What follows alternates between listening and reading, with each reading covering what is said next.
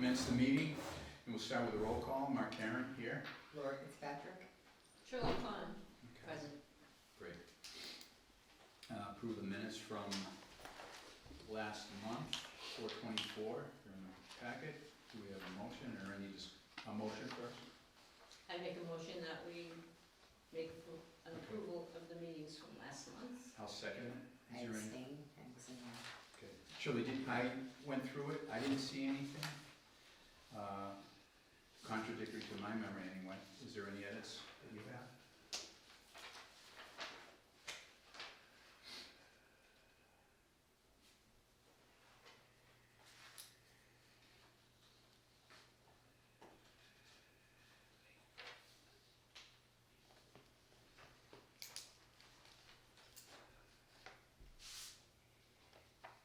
All in favor?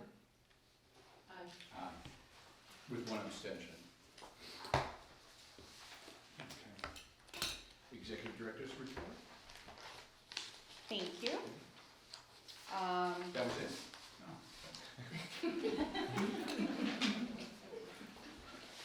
So, I'd like to start off with the wait list count. We have, Oh, if I might, and I. sure, Forgive me. Can we, maybe for purpose? Hold Certainly. on 1 second, I Okay. am deaf here, I can't have any overlapping speaking, and whenever you change turns, if you could just let me know your name. This is Sherry, hi, my name is Sherry, hi, nice to meet you, I am here, but it's very important that you just say your names, and just let each other know, give each other a second before you switch speakers, just so the interpreter is able to catch up and make sure everything is being interpreted. Perfect. Thank you so much. Mark. Okay. For these, for people listening, maybe viewing, new viewers, and for ourselves, can we educate where these, how these numbers are compiled, what they actually are? I mean, they're some very large number for a very small community. Can we just educate to everybody listening who is kind of trying to digest this information, what those are comprised of? Thanks. absolutely, Janie, thank you. These numbers are pulled from a national system, the CHAMP wait list. So any applicant who applies for public housing can fill out an application and select multiple housing authorities. So I could be in Worcester submitting an application, but I could be in dire need and try to expand my search to try to get in somewhere faster. So even though I live in Worcester, I'm not local to Warren, I might click Worcester, West Brookfield, and that's why these numbers are so big. We are receiving applicants, well, these are all Massachusetts applicants. So that's why we have 10,000, 3,000, 75,000 applicants for our small housing authority. And Mark, so for clarification, Warren has been named on these many applications as something somebody would consider moving into, within these numbers. We were Correct. checked off this many times. Perfect. Janie, correct, yes. So these applicants may be on the Warren list as well as any number of other housing authorities in the state. Thank you. Thank you, Janie. So for the family wait list, we have 10,945 applicants. For elderly handicap, we have 3,159 applicants on the list. For mobile vouchers, we have 75,627 applicants. And for project-based vouchers, we have 10,298 applicants. We don't have any active wait lists at Warren Housing Authority right now because we're not looking to fill any units at this moment, as none of them are readily available. we do have one person scheduled to move out at the end of this month. They've provided proper notice. We don't have any scheduled move-ins. So I would like to make a note, the reason why we don't have an active wait list for this move-out is based on the condition of previous move-outs where we've converted those into projects because of the amount of work that has to be done. So until we do the inspection with the resident at move-out, we don't know how long before this unit is ready.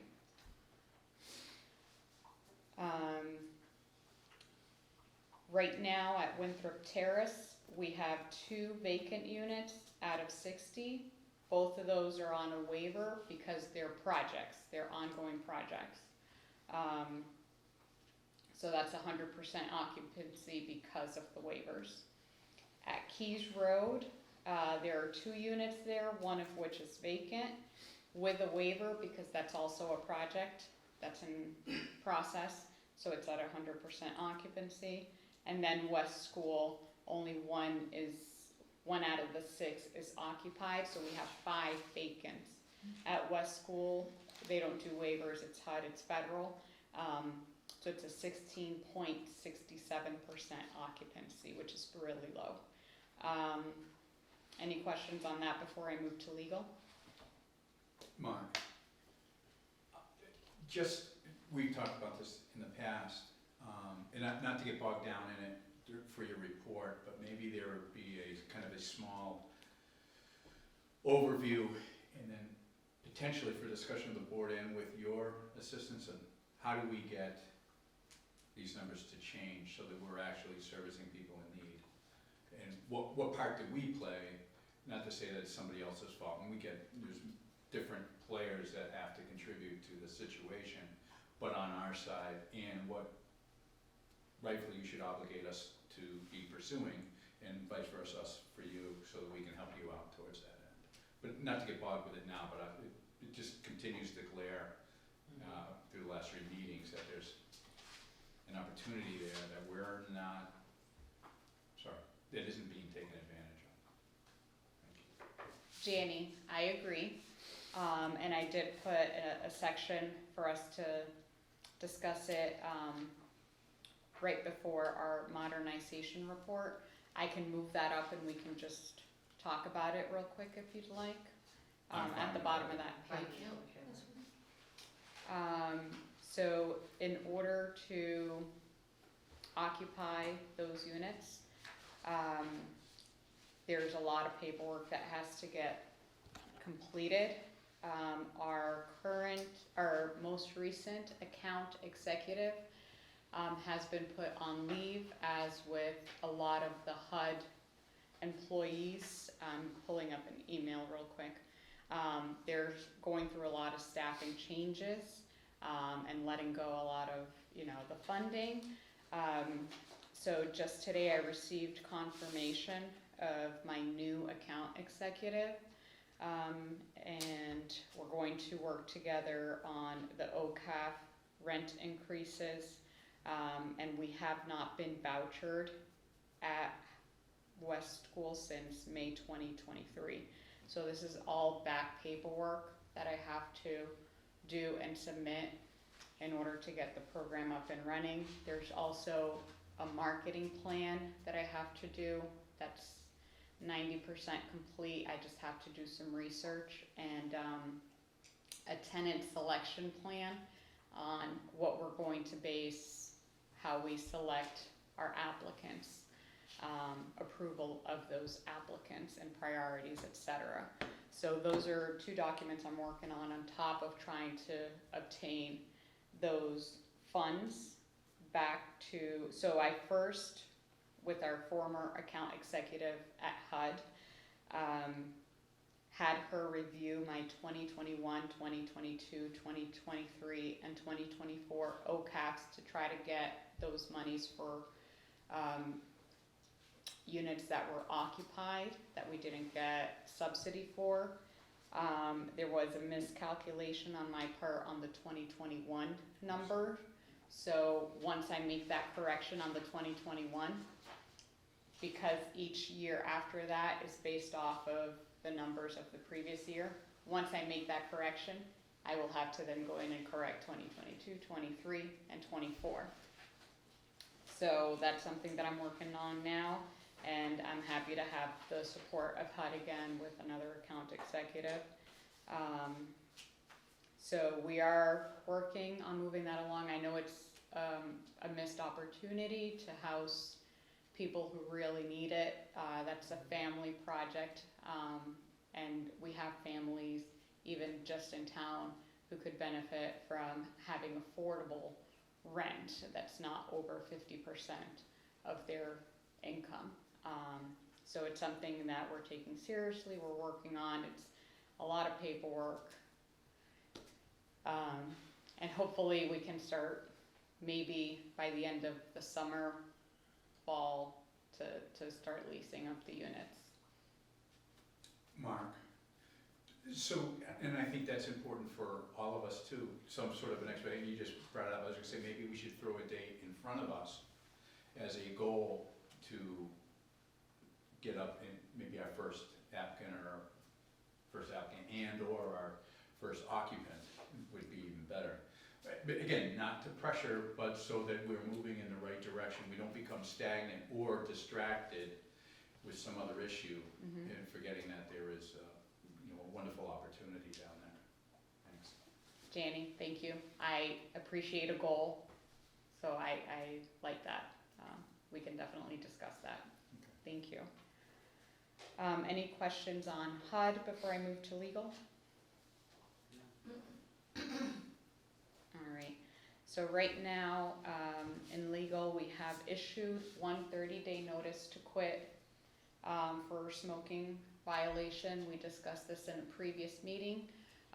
Everyone pretty much started with a clean slate, and then we're going through offense 1, offense 2, and then offense 3 is the legal notice to quit. So only one of those at this point has been served. We do have 3 other households who are on first offense, and hopefully that's where that stops. We're also in legal with an applicant who was denied when we were filling those 3 units. So that's with the attorney as well. I requested those invoices just to see where we are with finances, and it turns out that all of our legal invoices had been sent to Oxford, who was managing this housing authority at one point in time. So then another 10 invoices surfaced from 2024 that we're now having to cover in our 2025 budget. So I wanted to put that there so that you knew. I didn't put that in this warrant. I'm only paying the 2025 invoices, but I wanted to let you know there are 10 invoices. I put the total amount of those invoices in there for you that are going to be paid with 2025 budget that were from 2024. Mark, our relationship with Oxford is okay, and is within the tolerance of understanding where I the believe so. situation is? No, Yes. okay, that's fine. Janie, yes, we have a good relation, and they have submitted other. So this might have just been something that fell through the cracks, but things that they still get addressed to Warren, they'll send over. So this must have just fallen somewhere. Mark,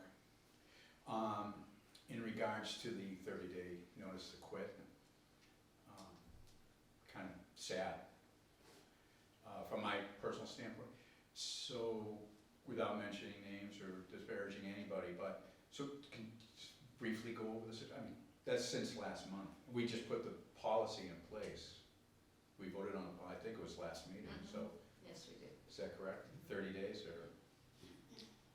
Janie, so the policy has been in place since 2023 to not smoke in the units. Right.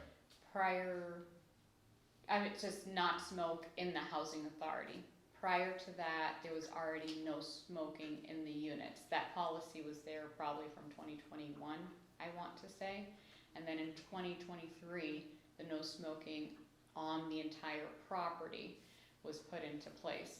So at that meeting, we reinforced that we will start to take action because there were a lot of violations. There was some concern from an outside organization during, fire inspections.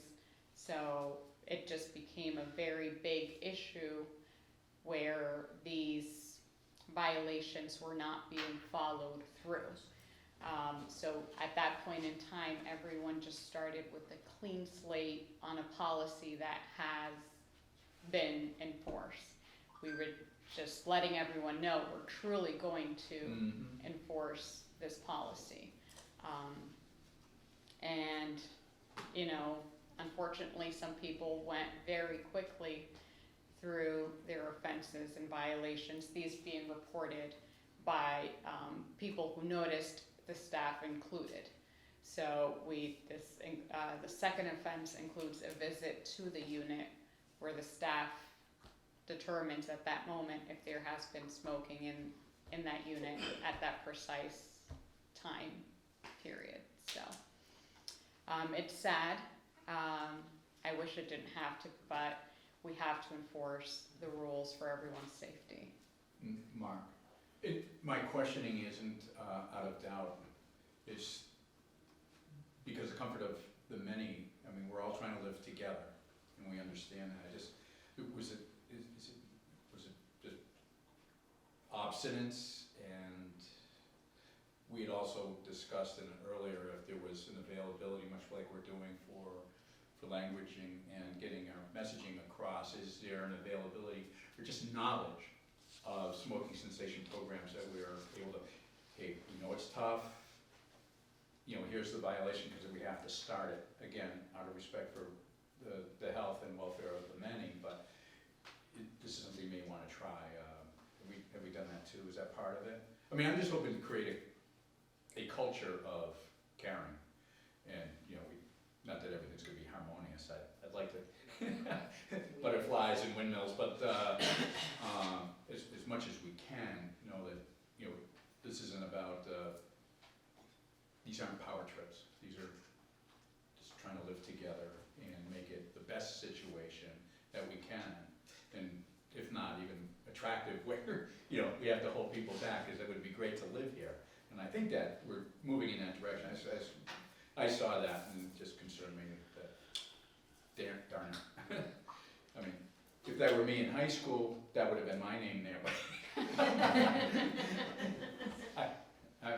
Anyway, I leave it as a statement. There doesn't have to be any rebuttal.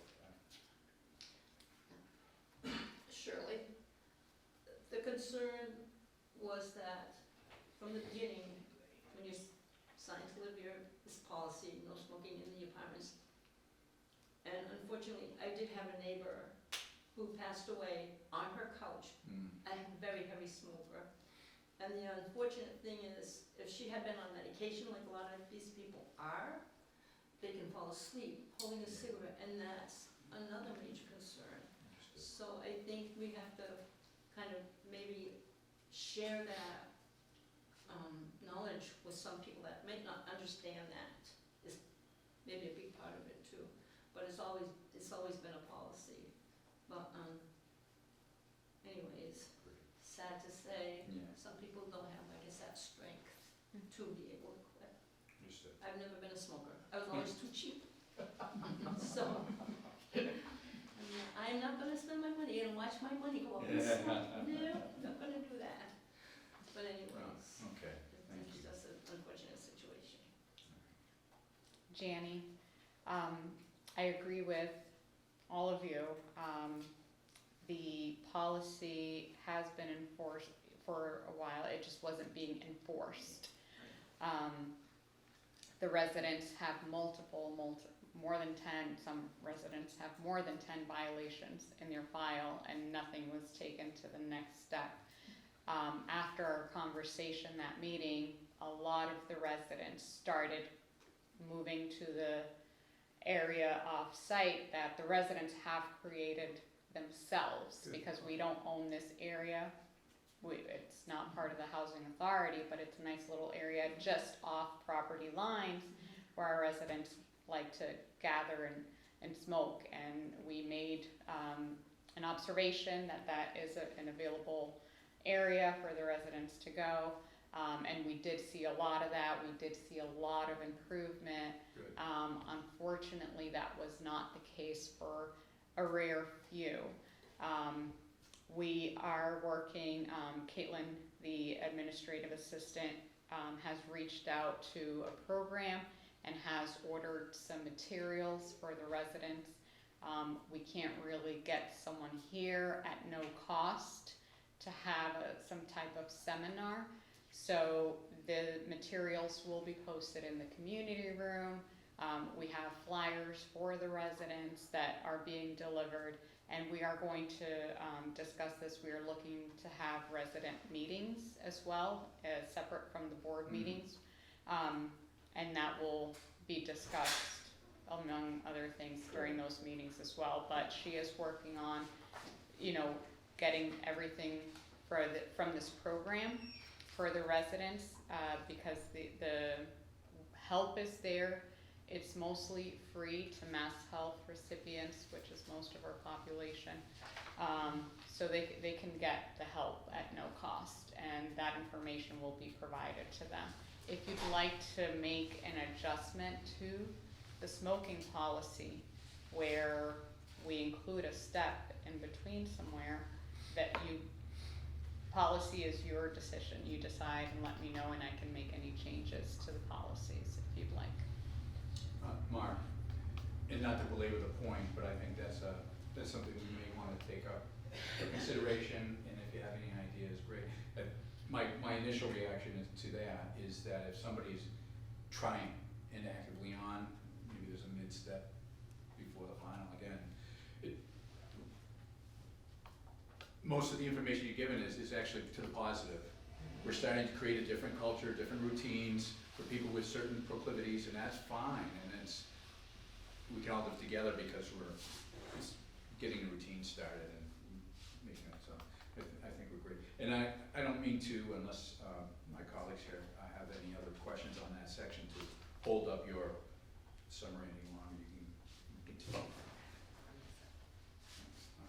Janie? All right, thank you. And then I did want to bring up, we do have 1 2-bedroom unit that's currently being occupied by a 1-person household. So they are overhoused. There is a policy in place where I do have to offer the person a 1-bedroom apartment, because we don't have one ready to move them in. I can't make any changes. As soon as that 1-bedroom apartment becomes available, I will be offering that 1-bedroom apartment to the overhouse tenant, so that we can get a family or 2-person household into that 2-bedroom unit. Mark. And I have appointments this afternoon. I'm the biggest offender of me trying to make this quick. Is that a change that happens once occupied and their situation changed? Is it a family? Is it a dissolution of a marriage or a family? Or how did we get a 2-bedroom how did we get to the overhouse scenario? I don't remember this being, and I might have missed it, in our last report. Janie, correct. So I haven't really been looking at our current occupancy issues, as I'm still learning and going through the different files. The tenant moved there, I don't know what year, I want to say maybe 2021. There was, as a single person, because of a issue with another tenant, and they needed to be separated. So it was never a 2-person household. They're not eligible for a 2-bedroom apartment. So I don't think that that should be an issue any longer, and I'm sure wherever we do finally get a one-bedroom apartment, it won't be in the same location where they were previously. So, but I did want to say that because that should technically be a two-person Mhm. household, at least 2 to 4. Thank you. Thank you. So, Janny, for a modernization report, I made the heading in bold for the ones that there were any changes on. The other projects have the same status, so I'm going to focus on the bold ones. Project number 318090, vacancy preparation unit turnaround. That started at what we thought was going to be a project under $10,000. We sent it to bid internally as a local project. The quotes came back at around an average of $17,000, so we had to change the bidding process. There's a different process for $10,000 to $50,000 for bidding. That was finally completed, and the bid was opened on May 21st and will close on June 4th. The construction documents and bidding instructions are available on our website, Central Register, and Combis as required for a bid of this amount. The project number 318091, fire alarm upgrade. The design was finally approved on May 6th. The construction documents are in review, so that's moving along. Project number 318095, to replace the siding. It's a fairly new project and it's already moving along quickly. The architect was here on May 22nd looking at the siding, so they'll be submitting a schematic design hopefully soon. Project number 318096 is the turnover for unit 44B, who will also be the same architect, and they're already working on the schematic design. And I did make a note here for myself because after I completed this, the engineer for project 318092 and 318087 did end up reaching out to let us know that they're, I think, looking for a different architect at this point in time, but they're working on getting those projects forward, and those projects are the Keys Road and the 76. So those are two other properties that are not 667, this project here, and they're completely rehabbing. So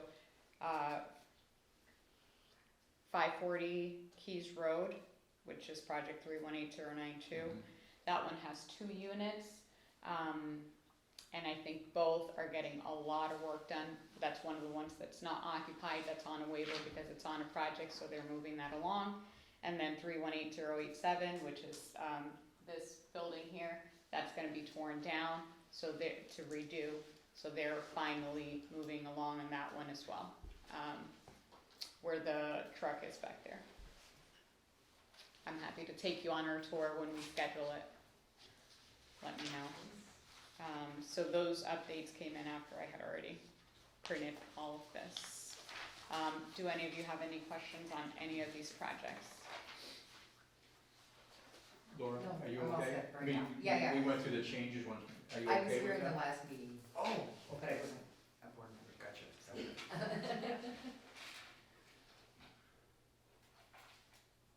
I believe Rose.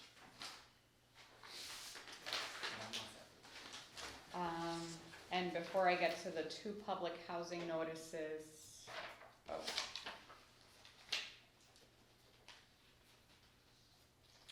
yes, I wanted to bring up, as part of my report, that we have 2 open seats on the board. One is the tenant seat, and one is the state appointed. So I know we have several applications that have gone out already for for the state appointed, and they'll, I'm sure, reach out if anything moves, but there's nothing for us to do, the local housing authority, with that. And then if the board, right now we have a quorum, so we're good to go, we're good to move business along. If you're interested in having that tenant seat, filled, the housing authority does have some part in that, in getting the notice out to the tenants to let them know that the seat is available. It has been vacant since, I believe, at least 2023. And then we have to get the town and the Board of Selectmen involved in appointing someone for that seat. Mark, just as a, not for a formal vote or an ask right now, but I'd like to consider that to be one of our charges. You know, a full board, I think, shows the commitment, the activity, the energy that's involved here, and that we are getting proper communication from all sides, from perspectives. You know, it adds that. So I would like to pursue it, again, not for a formal vote, but maybe towards the end of summer, that we would get that. And I don't mind if it's okay with you, informally in conversation with maybe a member of the Board of Selectmen or the town administrator, let them know that we would be looking, just so they can prepare a little bit. Oh, yeah, we should kind of get ready for them for that request when we need to engage them. Okay. Is that okay? Absolutely. Is it okay? Lord, yes, absolutely. All right. Thank you. Thank you, Janie.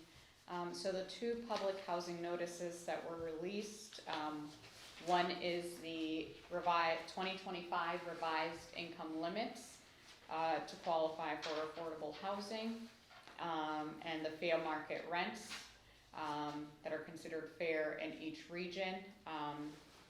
Luckily for us, we don't get anywhere near those limits, but the numbers are there if you're interested. For Western Worcester County, the fair market rent for a one bedroom is $1,155 a month, and for a two bedroom, the fair market rent is $1,462 a month. And the income limits for one person is $69,550 a year, $79,450 a year for two people, and the income limit for three people is $89,400 a year, which is never something that we're concerned about at this local housing authority, because mostly it's benefits and things like that. And then the second PHN, public housing notice, 2025-06, is in regards to preventative maintenance schedule. We currently have a preventative maintenance schedule, and to bring it up to the most current notice for what they'll be looking for at the next preventive maintenance review or performance review in 2026. There are a few changes, a few things that we'll need to add to our current preventive maintenance schedule to keep it in compliance for next year. So we do have one. It doesn't have everything that is now required to be on there, and I will be adding those and working with our maintenance team to make sure that we follow through and complete those within the 90 days as required by the PHN.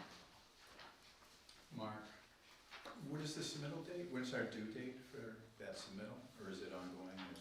Do we have one active now? So it's published every other year. Okay. The one that I just did in 2025 is unpublished for the year 2024.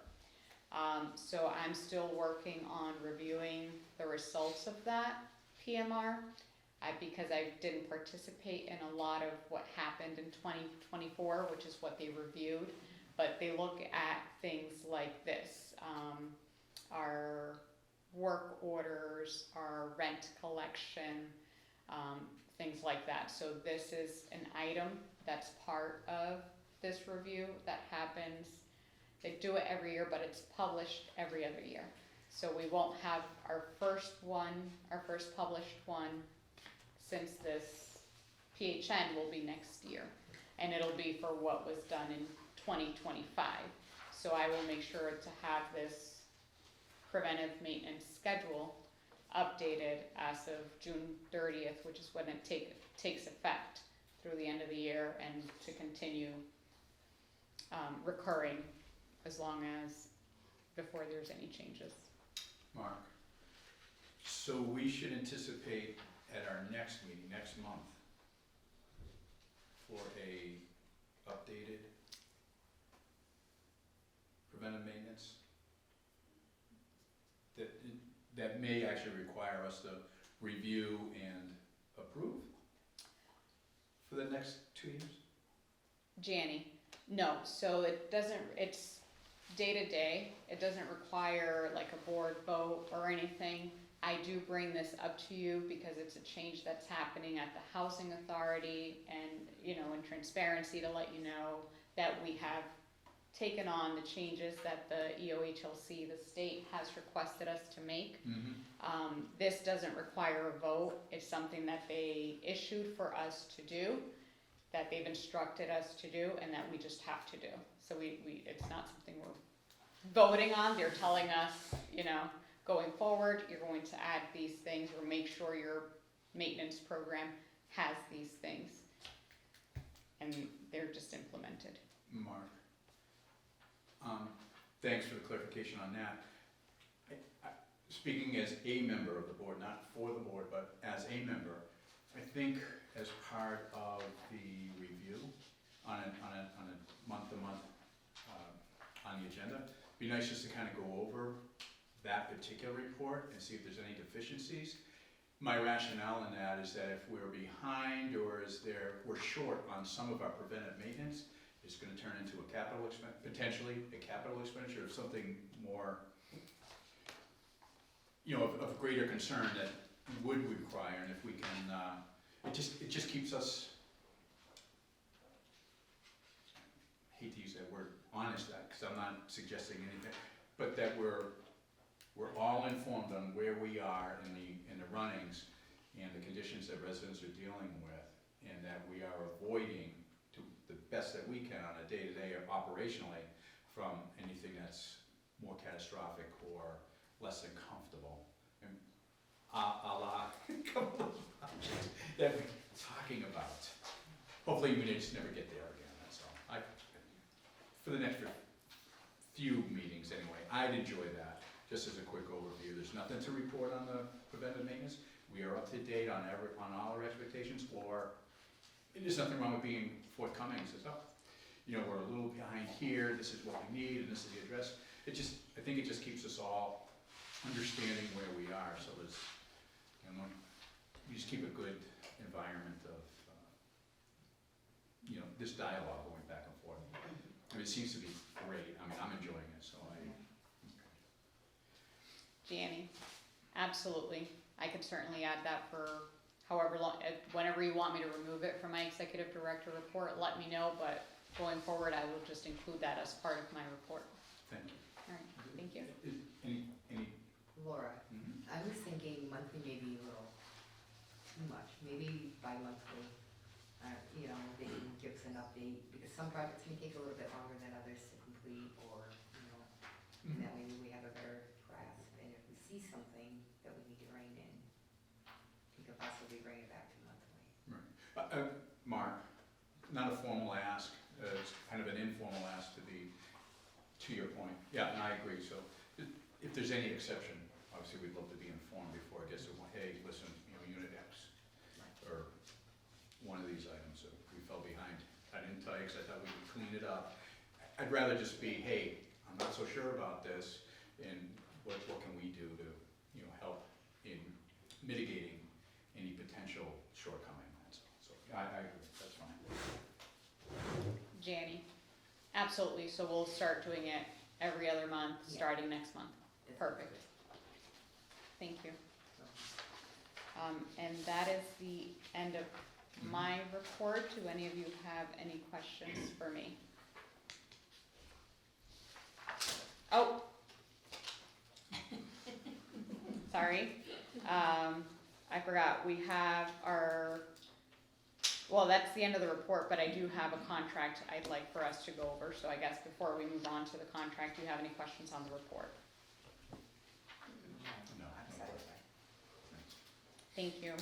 So, we didn't have a board from January through about April. And the board approves our contracts for us. Our fee accountant resigned in January.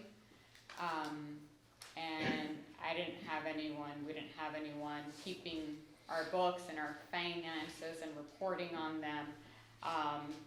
So EOHLC, the state, was graceful enough to allow me to sign a 6-month contract with their approval. So I had to give them a report of my efforts to find an accountant, of the accountant company, and they went ahead and signed Gary DePace, which is where Mike is from, and then they did say the board would have to decide if they wanted to extend the contract because they were only willing to do it temporarily. So DePace was signed on for January through June 30th with the state's approval. I did put a contract renewal or an extension for another 6 months. Typically these contracts are 1 year, 12 months. So we just went ahead and added the additional 6 months on there if you're interested in doing that. I did not look for different quotes or anything of that nature, because just in March I did this, and a lot of the feedback I received is they can't take on additional clients, they're not willing to travel out to Warren, or conflicts of interest, things like that, so. This is definitely, I'm very happy with our current contract. A lot of the things that I didn't know about how public housing works, Mike tells me because their clients are other housing authorities, so this is what they do day in and day out. So when I'm missing something or when I don't know something, because I'm new to public housing, Mike can come in and tell me, you can go ahead and request this for the mini splits. You just got us what is it, an exemption? What do you call that? Mike, it's a direct exemption on our budget for about $19,000 for having mini splits in the housing authorities. And that we hadn't claimed, we could have claimed for at least 3 years. We hadn't been claiming that. I didn't know, and I wouldn't have known unless Mike had told me about it. And he knows this because he does this day in and day out and sees other housing authorities claiming these, et cetera. Mark, motion to approve the extension of the accounting contract. Second? Third, Mark Karen, yes? Laura Fitzpatrick, yes. Shirley Conn, yes. Janie, thank you.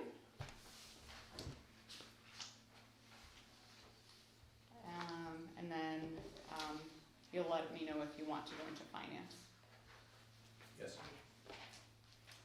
And this is Mike. Michael Kane, Yeah, the case. Okay, Yeah, now that you're on for another, don't take all of that. Don't take 6 months to give us this report, just, No. I got places, no. Mike, Thank you. again, of course, thank you. Like I said, as Jannie knows, we've been dealing with a lot, cleaning up a lot, and going over a lot of things. So finally happy to sit here in front of you all to present finally a budget. So we'll quickly go into the budget. Please stop me at any point in time if you have any questions as we make our way through. So this is obviously for a fiscal year budget of 2025 for December 31st, since Warren's budget end year is December 31st. The first page that you'll see is a quick summary overview of what we anticipate for every line item on the budget for the 400-1 program. The 400-1 program is the 667 units and the 705 units, state family and state elderly, okay? Nothing really to note here outside of the fact that if you look at account number 3801, That's usually one of the biggest things to go over on the front page, which is the subsidy amount that we're requesting from Boston or EOHLC. That's the $318,646. Okay, and in a couple pages we'll go over what that means and how we came up with that number. So second page is just a list of all units, including federal and our MRVP programs. Nothing really more to say unless someone has a question there on the unit count. Okay, third page. This is probably the most important page of the 400-1 budget, which is basically our subsidy calculation. Okay, as Janny mentioned a little while ago, if you look at line item 8, we get certain direct reimbursements from Boston or EOHLC. One of them, as we were making our way through the budget, I looked back, I'm not sure if the board is aware, but Gary was the fee accountant from maybe 20 years up until about 2023 of November. So we went back on all our schedules and I was just trying to make sure we caught everything. And one of the things that I noticed was, hey, we were getting this exemption. What happened to this? So the great work with Janny, she was able to get a hold of her Cap Hub rep, I think Greg, and we got everything updated in the CIP system, which now allows us to claim this $18,900 exemption. What this exemption really is most housing authorities have mini splits.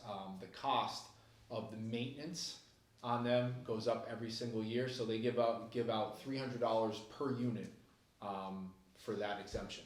So that came out to the $18,900. The second thing that you'll see on line item 8, which is a pretty big one, is fiscal year 2025 was the first year that in a while that Boston basically said, we're going to augment your reserves up to 50%. Augmenting your reserve means if you're operating reserves below 50%, if it's at 40, 35, 30, they're going to give you money to get back up to 50%. So if you look at that, in order to get on this proposed budget, we're going to be requesting an additional $41,613 from Boston to get our operating reserve back to the 50%. Any questions here? Mark, is there any one area to point to that contributed to that deficiency? Mike, I would say at the moment, no, since we're just being back on as fee accountants. I would say if we were still here, I would be able to tell you, but what occurred over the last year and a half, I'm not too positive as to why it would be below the 50%, but at least now we know we're starting at that 50%. One of the other things that I do want to make the board aware of, right, as we're talking, Janny mentioned earlier too, is there's still some unpaid bills for 24 that we're going to have to pay in 25. So that's just another thing to look at as to, if down the road when we're talking about operating reserves, we might be at 40%, 42%. It might be because some of those bills are coming in, we're finally getting caught up. Mark, the reason for the ask is just if history can provide us some lessons so we don't hit the same roadblock or the same pothole, that'd be great if there's a way to avoid it or to navigate around it, that's all. Mike, one big thing that we noticed across all housing authorities in the last year and a half is maintenance materials and contracts are through the roof. So we have a lot of housing authorities that are in a really tough bind because they have vacant units. The state wants them turned over and, obviously not vacant anymore. But then how do you get that turnover done if you don't have any funds in your budget because of those costs? So I would say, Mark, on a high level, if I had to guess, it's probably those two line items were the bulk of why. Mark, that's assuring, thanks.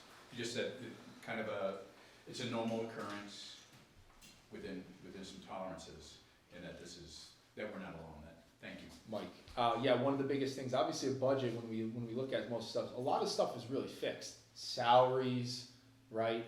You have insurance, you have employee benefits, which are tied to salaries. A lot of those things are really fixed. They fluctuate a little bit, but we can get them really close in the budget. One of the things that we can anticipate is really maintenance materials and contracts. And that's where in the last year and a half, we've saw a lot of discrepancies and a lot of overrun on those budget line items. Thank you. Okay, page 4 is the schedule of all positions and salaries. I'll spend a little bit of time here. Obviously, the first section is administrative salaries. First line on there is obviously Janie, the executive director. We obviously, she has a contract in place for the $86,667. We have that broken out across all programs. So as you kind of note there, the first column is the 400-1, then the MRVP, the West School, and then Section 8. Okay. The second position listed there is admin's assistant, which is the 18 hours for Caitlin. That comes in at the $18,720. And then we listed admin help as needed. I went over Janie this morning, just something to note. It's very hard to get funds back into salaries, whether it's admin or maintenance, for EOHLC. Sometimes you have to do a restructuring.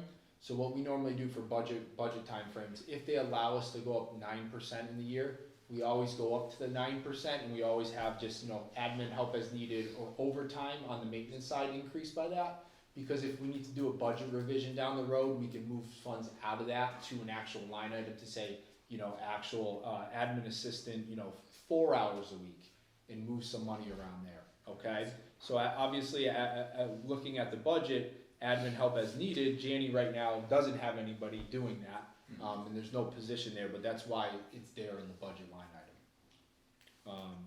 Next is the maintenance salaries. Obviously, we have 2 full-time maintenance personnel. One is the maintenance supervisor. These, just for everybody's knowledge, for the board, I maybe said this the first time meeting, if I didn't, but maintenance salaries was really controlled by L&I rates, labor and industry rates, prior to 2025. Before, EOHLC's guidelines was you could not pay a maintenance personnel more than the L&I rate for that position. In 25, they finally said the L&I rate's the minimum amount that you can pay the maintenance personnel. And the reason why they did that, I think, from our perspective, it's very hard to hold on to those maintenance personnel, and they saw a lot of turnover and a lot of vacant positions there. So they finally made a call in the budget where they're saying that's the minimum. If you want to pay higher than that and it fits into the budget, you can. Okay, so you'll notice there's a split between 9 months and 3 months. The labor and industry rates come out on around February to January and everybody, and they're effective April 1st. So that's why it's 9 and 3. And obviously the maintenance personnel are now getting paid just the L&I rates. And you'll see obviously the rates of $34.27 and the $28.21. We have the on-call beeper per week, the $150. And then once again, as we do have the overtime and the reserve for any labor and industries of the $21,150. Once again, that's just to make sure that line item doesn't change and we don't have to do any restructuring down the road if for some reason we want to add more funds there. Any questions there? Okay. Next is just really, I'll briefly go over, the one big thing is this is schedule of insurance and employee benefits. We obviously list out all our insurance policies, whether it's workers' comp, property for West School, auto and truck, which is auto. The one big thing that I just want to make the board aware of, and this will be a talking point probably for a few other meetings, which is under line item 15, the retirement fund. Okay, as you know, Warren Housing Authority is part of the Worcester County retirement system as of January 1st. There's usually an appropriation that's due every year. It's due before July. Their fiscal year runs July to June. And obviously if they started on January, they never sent the bill last, June, because they weren't a part of that yet. So one of the line items that we had to estimate, which was the 62,500. Okay, that number can change. I looked at a bunch of housing authorities with the same amount of personnel and kind of payroll, and that's what kind of they were paying. So I feel decent that the numbers in the ballpark. Any questions? Mark? So with that vagueness in there, you would come to us in subsequent meetings, that our initial projection was X, turns out to be Y plus or Y minus, and so it's duly adjusted. Mike, yes, what the big thing would be is, would the change in that number make us do a budget revision? That would be the really biggest thing, right? Is the change enough to change everything else with the operating reserve to do a budget revision come October? That would be my concern. Okay, thanks.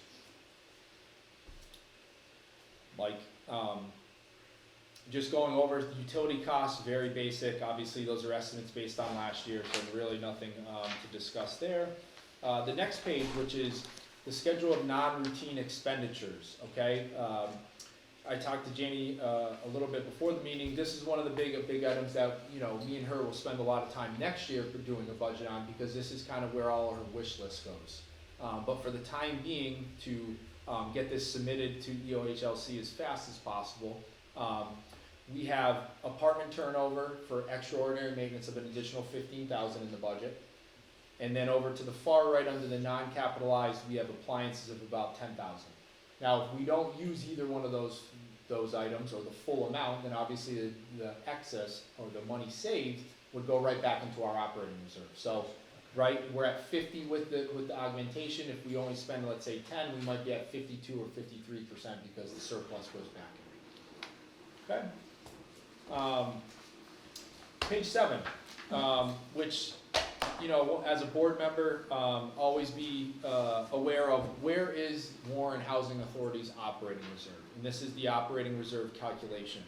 EOHLC wants a 35% minimum, and you'll see that on the second line there, of the maximum amount. Our max amount can be the $327,846, but the minimum has to be the $114,746. Okay, and if you look down at the bottom, what percentage with this budget in place for the 400-1 program, we're right at that 50%, obviously because of the $42,000 augmentation. Any questions there? Okay. Next one, which is a short and sweet one, which is the MRVP fund. If you want to flip to just page 9, that's the same thing. It's the operating reserve calculation for the MRVP. There is no minimum or maximum from MRVP. As an admin fee, the Warren Housing Authority gets $55 per voucher per month for that program, okay? We had an operating reserve come in at beginning balance of the $8,832. We show a small deficit of $56.95, so we anticipate still having a positive operating reserve of $3,137 rolling into next year. Questions?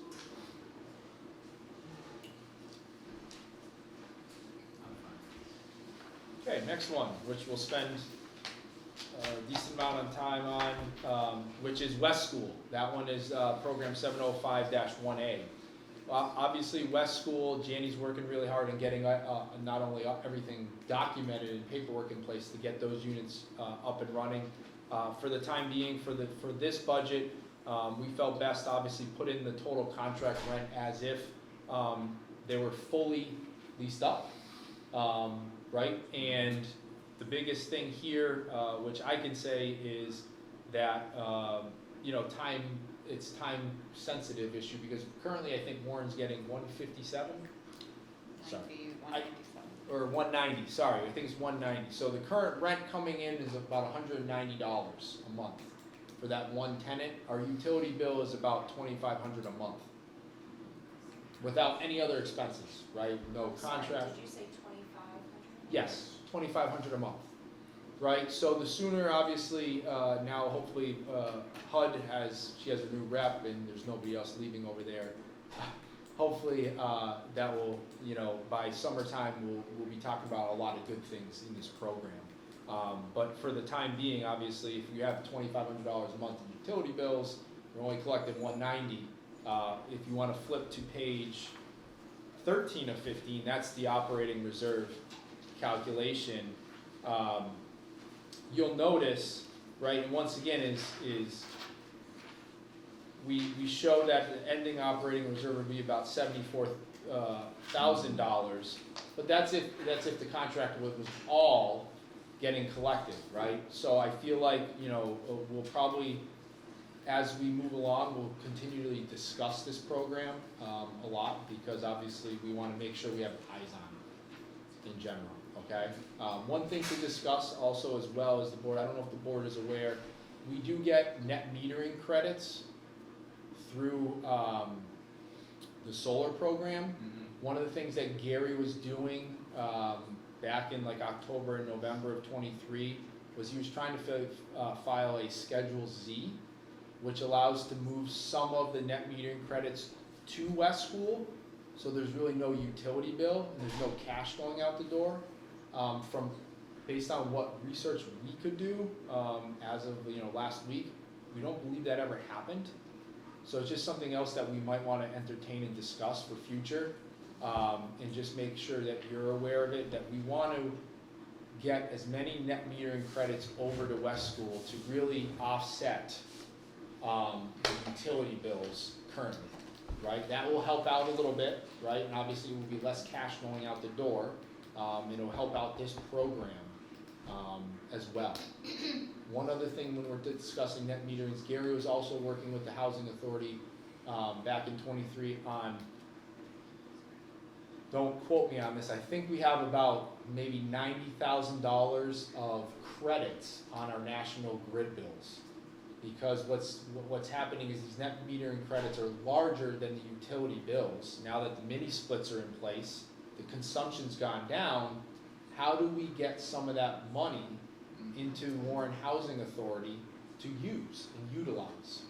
One of the things he was trying to do was seeing if we could sell it to another public place, whether it's the school for 70 cents on the dollar, 80 cents on the dollar, whatever that may be, so then obviously we can obtain, let's say, $60,000 into our cash account. Because right now it's just sitting on National Grid, and it's great that we see negative $90,000 in credits, but it's not benefiting Warren Housing Authority.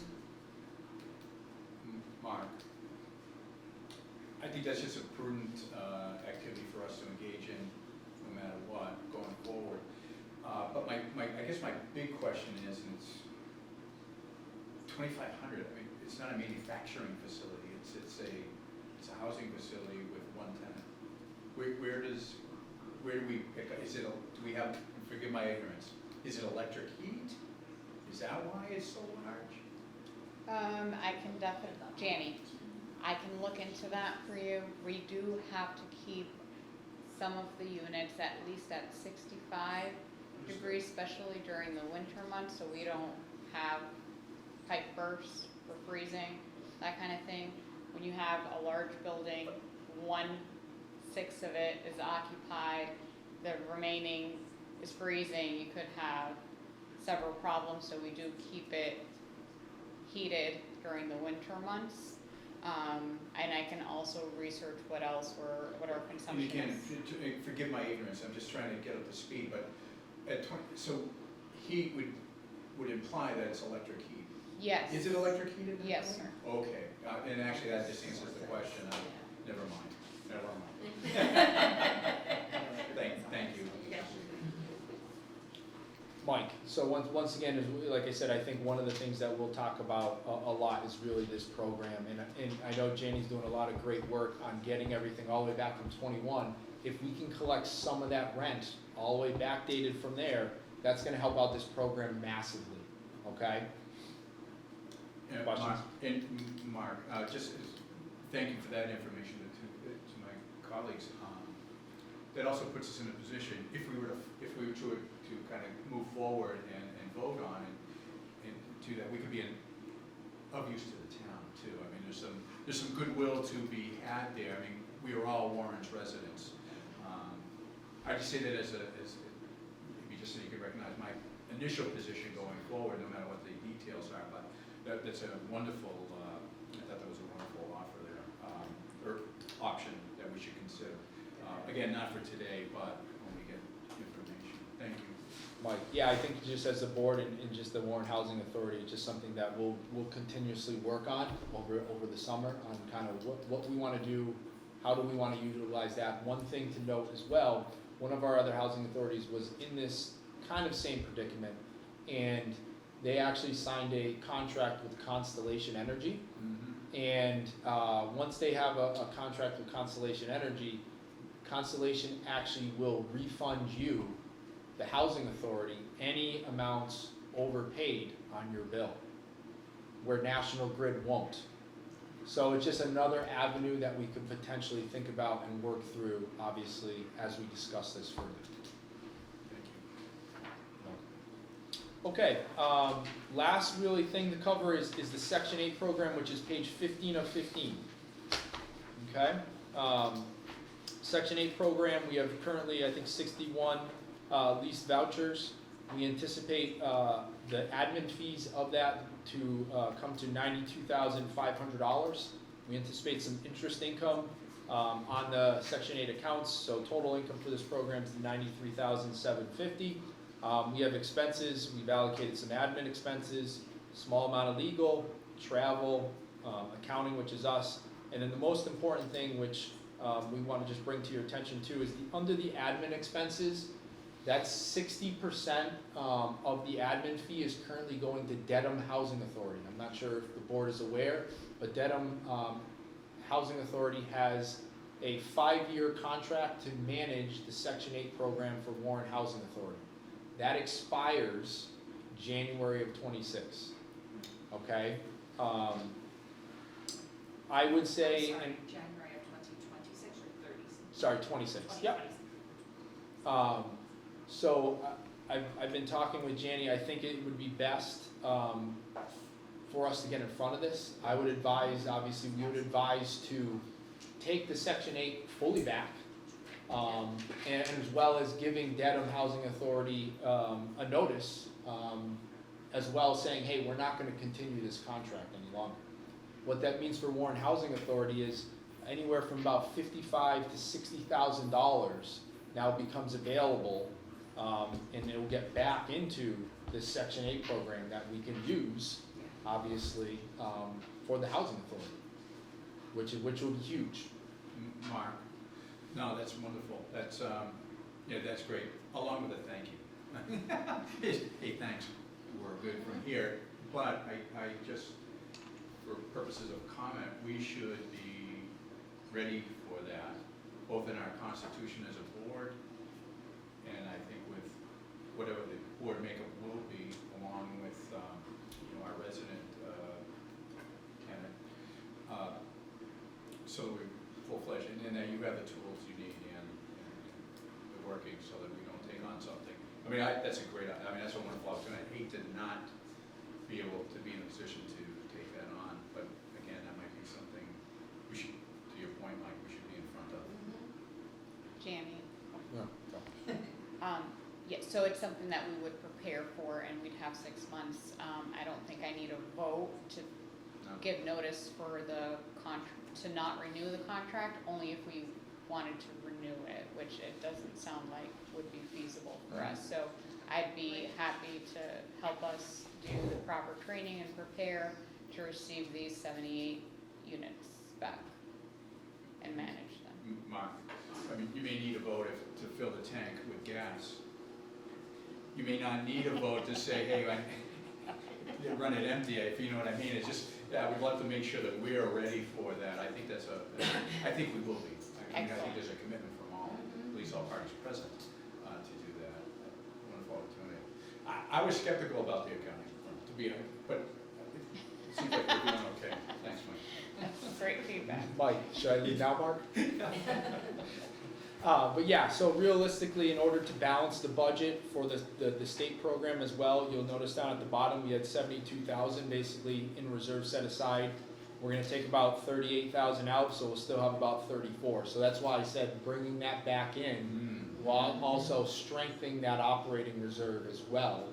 And then also, I think Janie agrees too, for having 6-7 months to really get ahead of it. And then obviously, as Janie knows, we're at her, resource If she needs to get a hold of one of our other housing authorities that has a full Section 8 program, we can put her in front of, whether it's Greenfield, Northampton, to really just talk with them on how to utilize whatever she needs to do to make sure she's successful in taking the Section 8 vouchers back.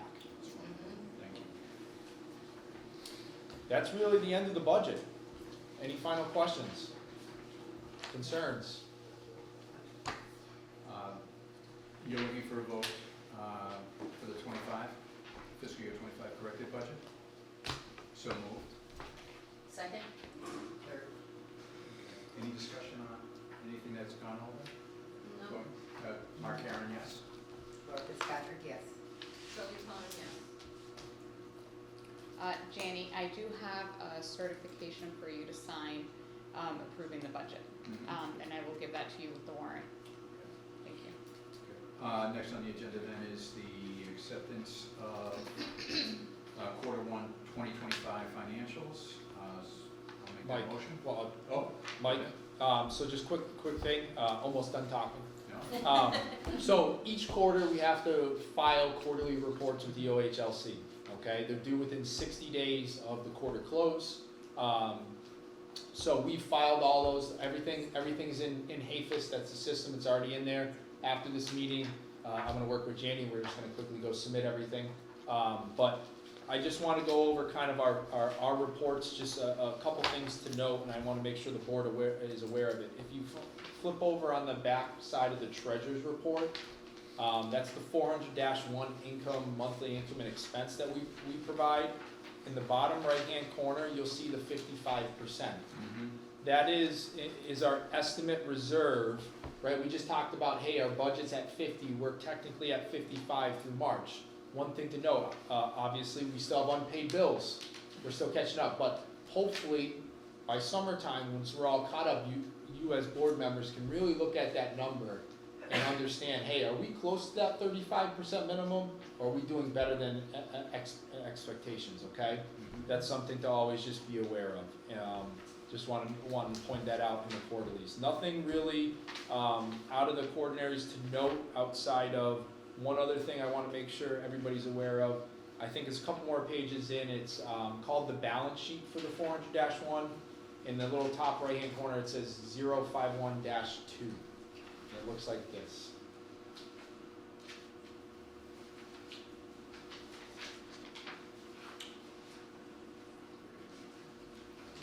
I keep flipping, Mark. It's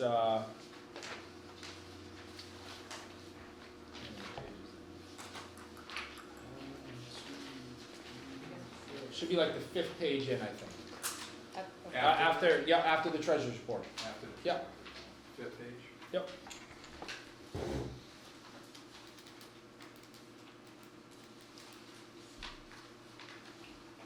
I don't see it. And I forgive me because I copied these myself here, probably.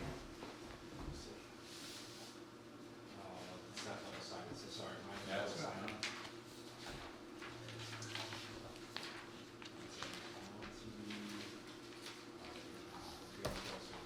Oh, really? Oh, okay. Oh, okay, so You we've got got it? 10 pages. Yeah. Okay, Okay, sorry. Right here. Couple more pages, Yeah, go Shirley. further back, Shirley.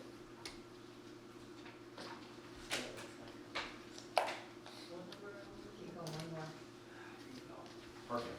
Okay, so one thing to always note at the close of the quarter or year end is kind of where do we stand, and I always like to bring this to the board's attention, where do we stand from the subsidy calculation? Does EOHLC/Boston owe us money, or do we owe them money?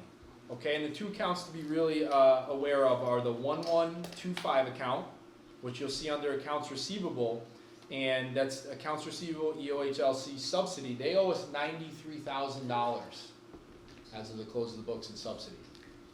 Okay, so that's obviously a good thing because we should be getting more money from them after we close and submit all this stuff, which will obviously help Jenny out pay some more bills. Okay, the other account, which is the opposite of do they owe us money, is do we owe them money? And under accounts payable, you'll see an account called 2118, which is accounts payable EOHLC subsidy overpayment. And what I really wanna just make sure of, there may be a time when we're talking, or you might be going through that and you see an overpayment. Just please always know, if we look at a cash balance, that's what, when we're looking at the treasurer's report, we have some housing authorities where that payment's like $100,000. They owe they've advanced them too much money. So I always try to let the board know, hey, when you're looking at the treasurer's report, just know technically 100,000 sitting in there is really owed back to EOHLC. Because a lot of boards, they'll say, oh, we have $200,000 in our account, why can't we, do some of this stuff? Just remember, 100 of that, in my example, is really a subsidy overpayment. But in this case, that's not applicable, but I just want to make sure the board's aware of that, just in case at the close of one quarter of the year end, we might be there, and I just want to just bring it up again, just so when you're looking at the treasurer's report, you're not just misguided on, hey, what's our actual cash balance? It might show in the bank, we have 200,000, but really only 100's there to spend. Mark, just to clarify that explanation, so we would see we're at a 24,000 plus to our side. We're not in a deficit. We're in a. No, this one, Mike. This one we're owed $93,000 from Mhm. EOHLC. So technically, Right. if they advance that subsidy, on April 1st, our cash balance in the 400 wouldn't be 51,000. It would be 140. Mark, but in our payables, we have an obligation of 69,000, correct? Mike, sorry, that's the interfund. Okay. Okay, so to clarify, just great question. I'm glad you asked. So just remember, whenever you see accounts payable interfund, because the 400-1 checking accounts pays all the bills, it sometimes owes funds money, or the other funds owe them money. So that's all that is. That's not really an accounts payable, like, hey, we owe, the legal company, we owe contractors. That's just the funds, the MRVP, the West School, or the Section 8. That's just the accounting behind it. Thank you. Thank you. Any questions on the quarterlies? Or the treasurer's report?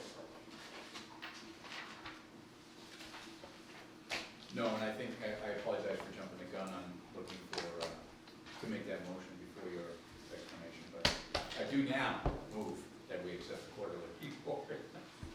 I second. Mark Karen, yes? Yes. Laura Fitzpatrick, yes.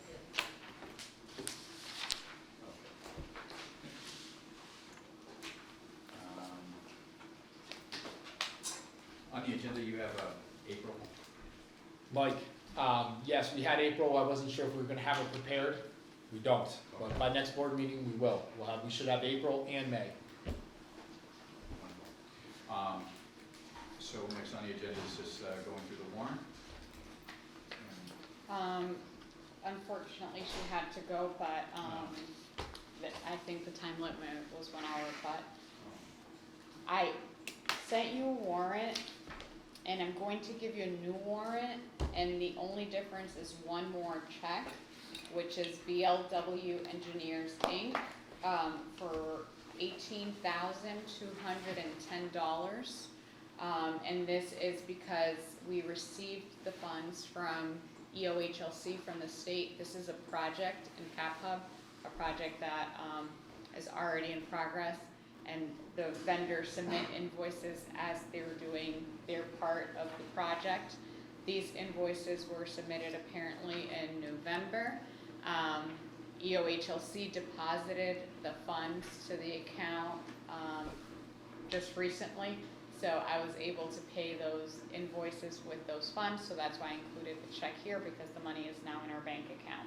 So that's the only difference from the warrant that I sent to you in your email to the one I'm giving you right now, is the last line item, which is BLW Engineers, Inc. for $18,210, which was just recently deposited by EOHLC. And the warrant only had enough space for one line on the front page, so the other two will sign on the second page, and then Shirley will So, sign all I the see text. Mike is nodding his head, like the bobblehead I have in my rear view. So, just for quick, it sounds like you're okay, you've seen, and this is. Well, so this what makes usually perfect happens sense. though, it's The always good. explanation sounds great. Yeah, I always cause pause for concern with Janie and any executive director is anything that's a large nominal amount, do not cut vendor checks until we actually receive the funds from Boston. Boston earlier in the year, whether it was staffing issues, they were well behind, they actually sent out an email and basically said, we know we're kind of behind, please, if any contractors are wondering where their payments are, direct them to us. Oh, Right, because a lot of housing authorities, they operate like that, they're not gonna cut a $17,000 check until they actually receive the money from Boston, so that's what I'm saying, so which was very good that, right, we don't wanna cut the check until we receive the funds for that. I will bring this over, and I left the certification for the budget in the office, so I'm gonna run and grab those while you review the warrants real quick. And the invoices are attached to the checks, if you wanna take a look at those. I will be back in 1 second.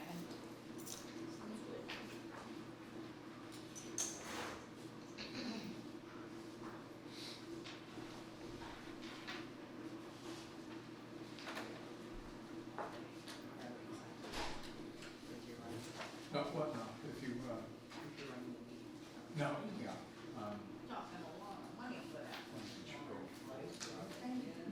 better defer to you guys, and I'll sign.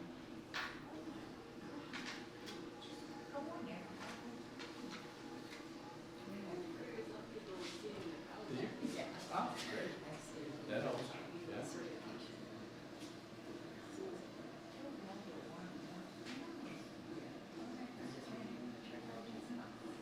Yeah.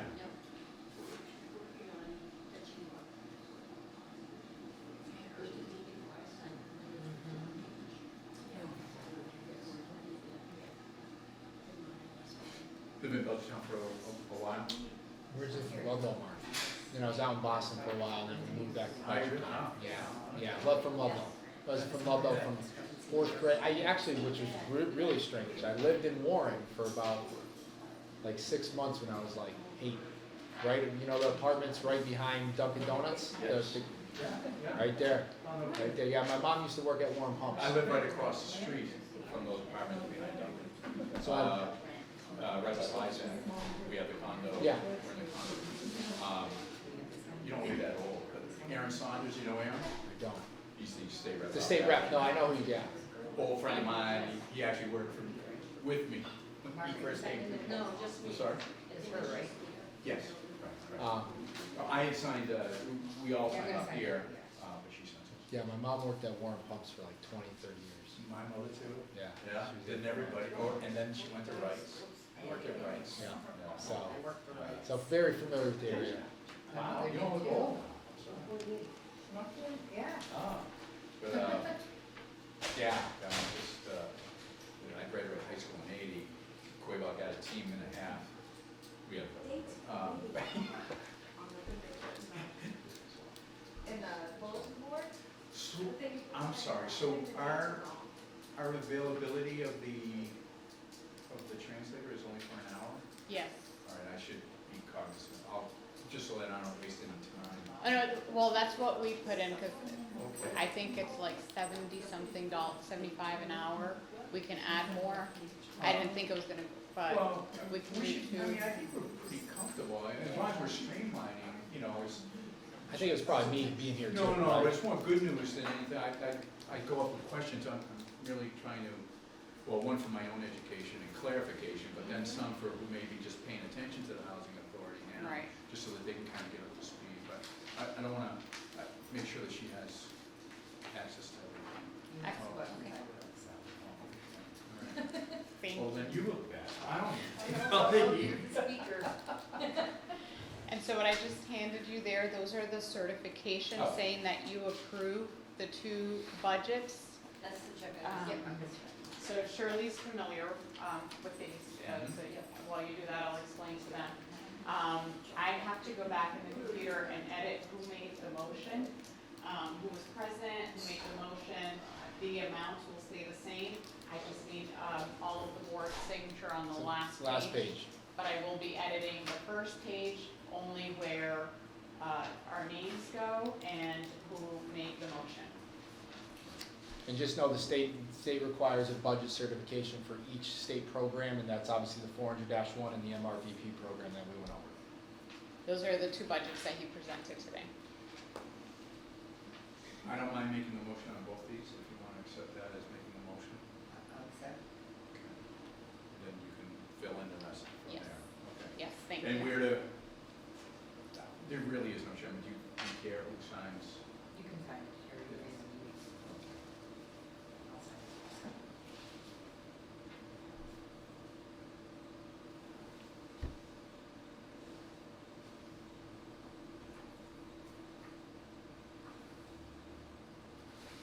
I'm not used to signing my own name, I have an auto pen. I'm kidding. That can't be edited either, damn it. Tries to be funny, but he's not. What today's date is? 29. 29.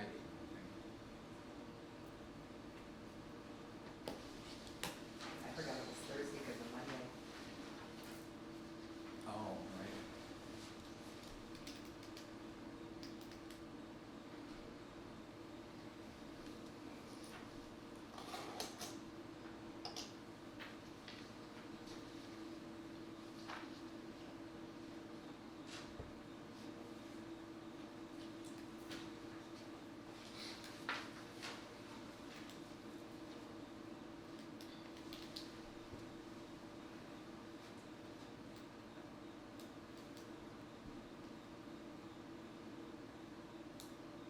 Shirley, do you mind, while you're signing, if we, if I make a motion that we accept No, the of course warrant? not, no, you go right ahead. So I move that we accept the warrant as written, as presented. I second. Second. All All in favor? approved? Aye. The only thing is, it's just kind of free flowing, if we have comments or questions from anybody? Anybody, are we okay? I just wonder when they're gonna start that house up there. Oh, I ain't getting no younger. Just wondering when they're gonna start. You just Um, mentioned. By If all I means, may, please. thank you. I'm sorry, So I don't mean to be a smart aleck. thank you for the question. Those are important questions used to to be ask. in regret, now it's. The project has been going for a while, and that's the engineer that just reached out to me this week that I mentioned earlier. They're working with a new architect to redo the schematic design. I think the first one was not approved, so they're trying to get the designs approved. I think they're going to try a different architect, and to basically start It's demolishing. such a shame to look at that house. It's a nice Mhm. house It sitting there on the hill. It is. It I really mean, I guess I get a little sentimental toward buildings and that because I lived here in town all my life. I gotta let that stuff go. Well, hopefully you get to see it But it's because such a they're working. pretty house. Hopefully you get to see it because they're working on it for sure. What was the one And I want to that thank you all of just you for paid? coming to say thank The you. It's the large one, It's yeah. the large one for 18,000. Are you done with the Oh, this meeting? one, Can I yeah, ask okay. you one question on the cost here? Not until they close the. So we have voted on, and we've accepted some comments. I make a motion to adjourn? Can we adjourn? We can adjourn, yeah. Oh, yeah, because they Second. asked. All in favor?